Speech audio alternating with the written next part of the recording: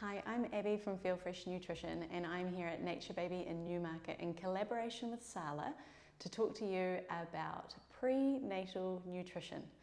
Now, this is something that as a nutritionist we get asked about all the time, and it's an incredibly important time in your life to make sure you're getting what you need for your baby.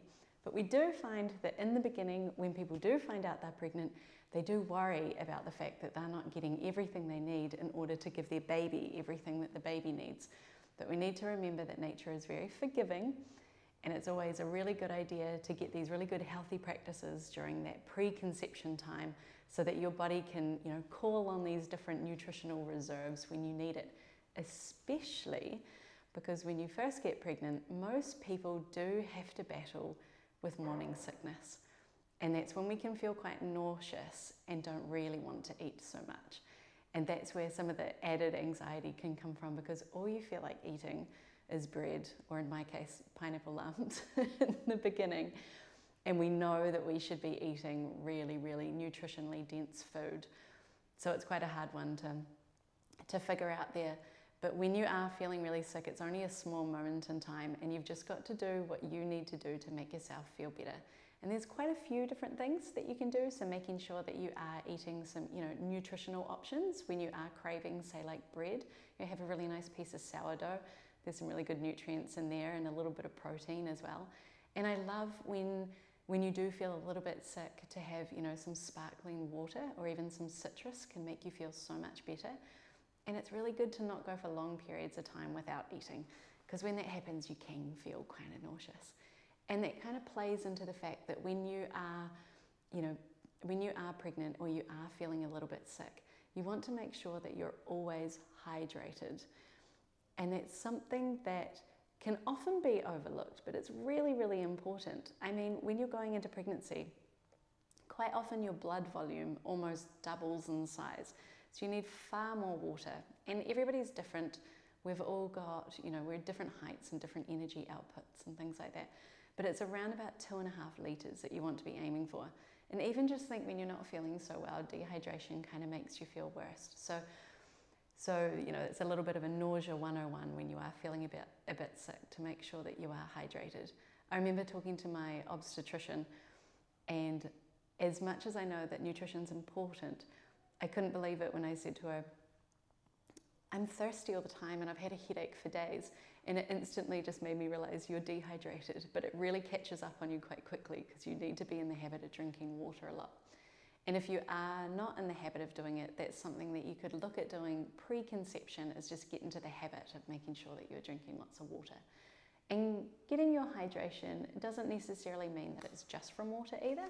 You could be making smoothies and adding water as the base, and that could be, 400 millilitres right there that you're consuming. It could come from your herbal teas, or it could come from soups as well. So it's not always just water when you can't really stomach it. Another thing, when you are feeling a little bit sick, if the nausea is getting a bit much, your vitamin B6 and ginger is actually brilliant to help with nausea. So the ginger tea that you could make yourself is just using fresh ginger, steep it in some hot water, sip it throughout the day. But again, if you're not feeling overly great, sometimes that can be a bit much, and even ginger capsules can do the job really nicely as well. So there are some key nutrients that we really want to make sure that we've got in the system when we're growing our little baby. And the biggest one is iron. So we really do need to care about our iron status before we get pregnant, during pregnancy, and definitely after you've given birth to your baby. It's really important there. And your iron needs do increase significantly when you're pregnant. So when you're pregnant, I think it's 27 milligrams of iron that you require. And the reason why is iron is responsible for carrying oxygen around your blood. And because, like I mentioned before, your blood volume almost doubles, your requirement for iron is even more. So here we would need to make sure that we're having lots of iron-filled foods, and this comes from our lean red meats, our poultry, our legumes, and our dark leafy greens. And there are quite a few different products that are fortified with iron as well, like our cereals and our breads And there are quite a few meat alternative products that are made with soy and peas and beans that are generally fortified as well, which is fantastic as an iron source. And two things that you need to remember about iron is you want to absorb as much of it as possible. So if you are having, iron-filled foods, like you've got, oats for breakfast, or you're having, some like red meat at lunchtime, you don't want to have tea and coffee around that time, because there's polyphenols in tea and coffee that can actually slow down the absorption of iron. Now, polyphenols are fantastic. They've got a really good antioxidant quality, but when it comes to iron, it actually stops that absorption, so we don't want that. We also want to make sure that we are eating vitamin C while we're also having iron. So that could be a case of having some kiwi fruit with our breakfast, or it could be having, some really nice veggies, some capsicum, some tomatoes, something like that with our food, so that we're making sure that we absorb as much iron as possible. So alongside your iron, it is really good to have a prenatal vitamin as well. We always say that food is first when it comes to getting all of the nutrients that we need, but we do find that a prenatal is really fantastic just to cover all bases. It's like an insurance policy. It's like a nutritional 2.0, so a little bit of an addition, like a supplement, which is exactly what it is. But you need to make sure that it is a really good quality one. Make sure you've got some methylfolate in there so it's really easily absorbed. And things like choline is really important when you're pregnant, and you generally get that from things like poultry, legumes, and eggs, but you do require quite a lot. It's 450 milligrams. So if you can't get all of that from your food, it's good to make sure that your prenatal vitamin actually has that in the vitamin as well. So it's quite nice just to know that you're getting everything that you need, but again, where you can, try and eat foods in their whole form. It is so important to get that really good quality nutrients from whole foods, and to try and stay away from processed food as much as you can. And we get asked a lot about cravings. So when you're pregnant, you might have some really funny cravings.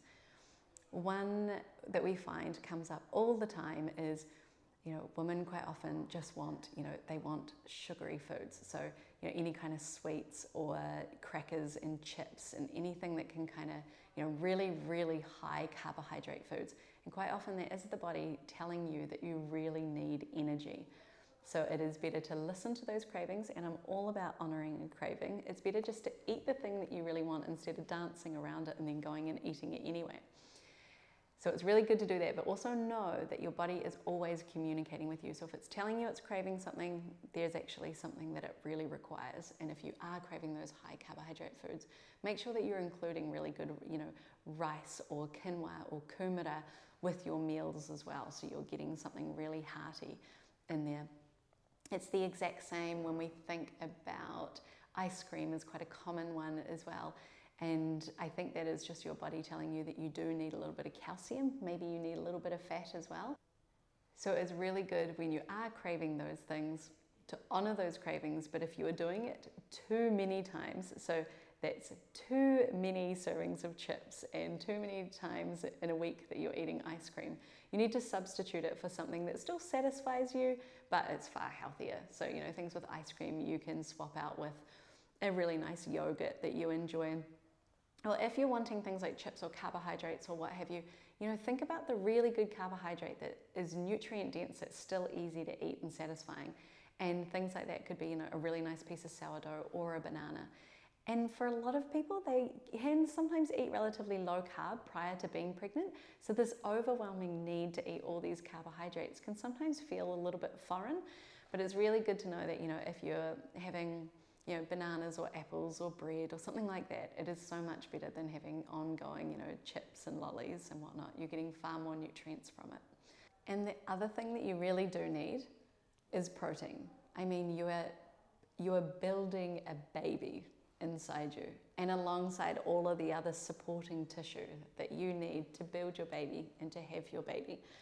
So amino acids are the building blocks of protein, and you need protein during this process more than ever. And really good protein sources are your typical, your lean red meats and your poultry. Your legumes as well are really, really handy. So making sure that you're getting that in at every single meal. And again, if you're not really feeling like eating, seafood or other meats or soy products or what have you, then it's quite nice to know that, if you could aim for around 20 grams of protein per meal, then you're doing really, really well. And that could even be as simple as having a slice of sourdough. I do bring bread up a lot because I know that a lot of pregnant women love to eat bread, and it does play a really good nutritional role here if used well. But a really nice slice of sourdough with some nut butter and some hemp seeds, and you've got about 19 grams of protein just right there as well. And you've also got the added benefit, of a little bit of iron and omega-3 from the hemp seeds as well. And you've got a little bit of folate in the bread and a little bit of iodine, because usually bread is made with iodized salt. So you're getting everything that you need there. And you might realize that it's a typical theme that when you are pregnant and even post-pregnancy, you really want to make sure that you're getting lots of zinc, lots of B vitamins, and lots of protein and iron. And quite often, they're all found in the same kind of food. So again, seafood and meats and legumes and your vegetables, which is quite handy. So if you're eating a variety of foods, you're probably covering everything you need. And that also brings me to the point of, unfortunately, and I wish this was true, that we could eat for two when we're pregnant, but we really don't need to. So weight gain is something that we need to take into consideration, because we don't want any issues further on down the line. So we need to take care of our weight as we're moving through our pregnancy. And in the first trimester, we don't actually need any extra energy, any extra calories. And in the second trimester, it's 350 calories. So that's just like a really decent snack or a really tiny meal. And then in the third trimester, we're looking at about 450 calories more than what we would usually eat. And that's when the baby is really starting to fill out our belly.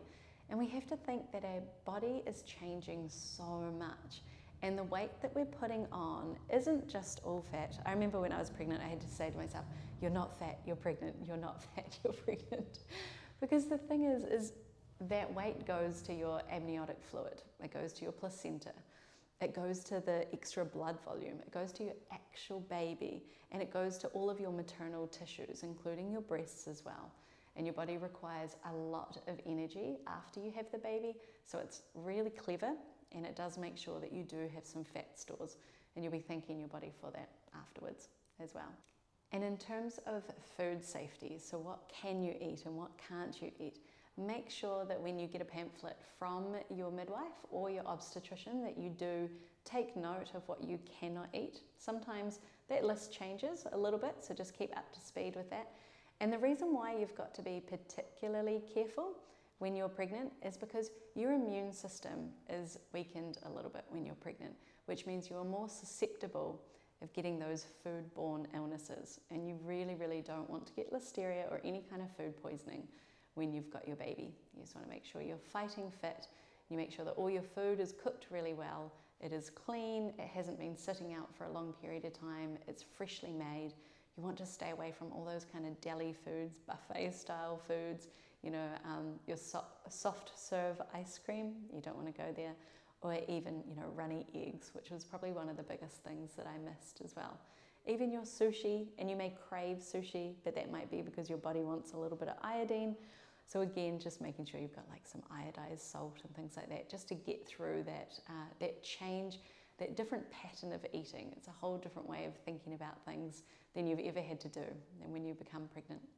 But all in all, it's an incredibly exciting time as long as you are following the guidance of your midwife or your obstetrician or your GP, alongside, if you need any extra nutritional help from your nutritionist or your dietitian, and you're eating a variety of foods.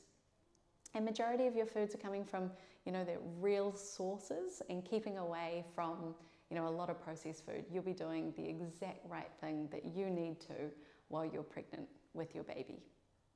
So I know that it might seem a little bit much in the beginning when you're first pregnant and you're trying to do all the right things, but you don't feel so great, or you might be a little bit tired, but just know that there's, tap into your inner wisdom and your outer wisdom. And your inner wisdom is your body telling you when you're hungry, when you're full, what your cravings are, what your aversions are, what you don't want to eat. You need to listen to all of that, and alongside your outer wisdom, which is all of these, nutritional guidelines that you can adhere to. And if you can meet in the middle between your inner and outer wisdom, you'll be doing the best possible thing for your baby. So just enjoy the wild ride that is pregnancy, but just don't stress about it. The body is more clever than sometimes we give it credit for, and it knows exactly what it's doing.